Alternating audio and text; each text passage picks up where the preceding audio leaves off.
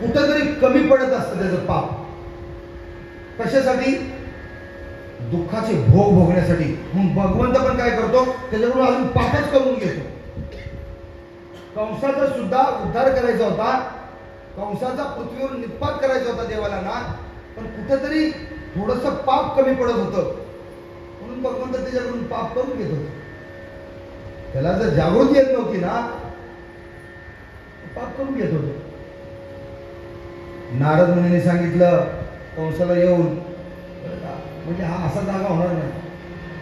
अरे म्हणजे कसली युक्ती करतोस, कसले दानवांना पाठवतोस? तो जो आहे ना, तो बालक, तो कोण आहे? तू ओळखलास का त्याला? कंसाना भिंती होता, त्याला त्याची ओळख नव्हती. त्यामुळे कोणतरी बालक आहे आणि ते मात्र मी पाठवलेल्या सगळ्या राक्षसांना मारताय. अरे बाबा, ते कोणतरी बालक नाही, ते तुझ्या बहिणीचं 8वं लेकरू आहे, गोपाल कृष्ण भगवान. कुणी सांगितलं? नारद मुनीने सांगितलं. अरे कंसा मूर्खा, तुझ्या बहिणीचा तो जो 8वा आहे ना, तो 8वा तिकडे वाढतोय गोकुळामध्ये, वृंदावनामध्ये. त्याच्यासाठी काहीतरी युक्ती कर.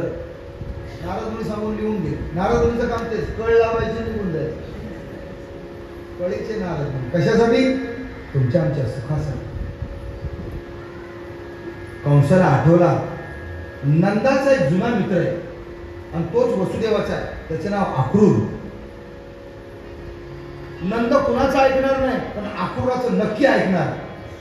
या अक्रूराला काय करावं बरं का? बोलवावं. कंसाने अक्रूराला बोलवलं.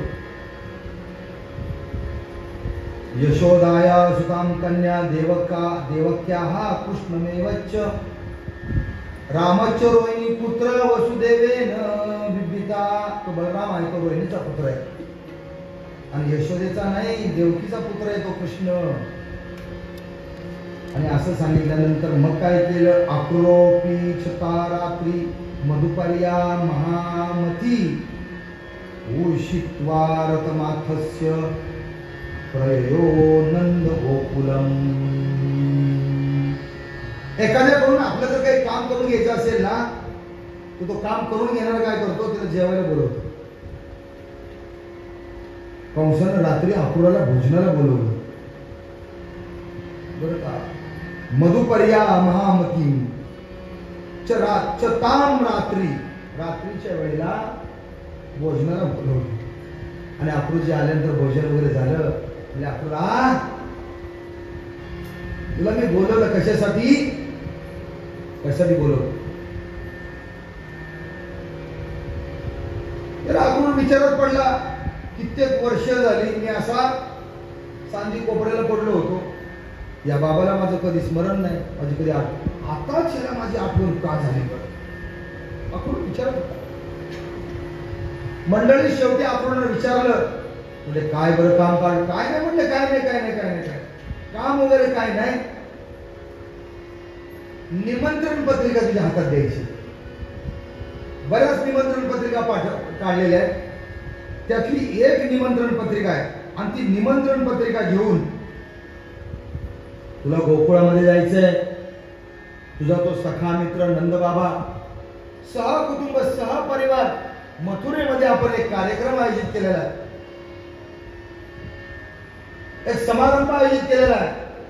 धनुर्यागाची सिद्धता आणि मल्लयुद्ध असा फार मोठा समारंभ आयोजित केलेला आहे. या समारंभाला नंद पाटलासह त्याची जी कोण मुलं बाळ बायका पोरं त्याचे काय जे नातेवाईक होते ते लोक, त्यांना सगळ्यांना निमंत्रण द्यायचं आणि त्यांना स्वतः पुढं लागून त्यांना स्वतः घेऊन मथुरेत द्यायचं.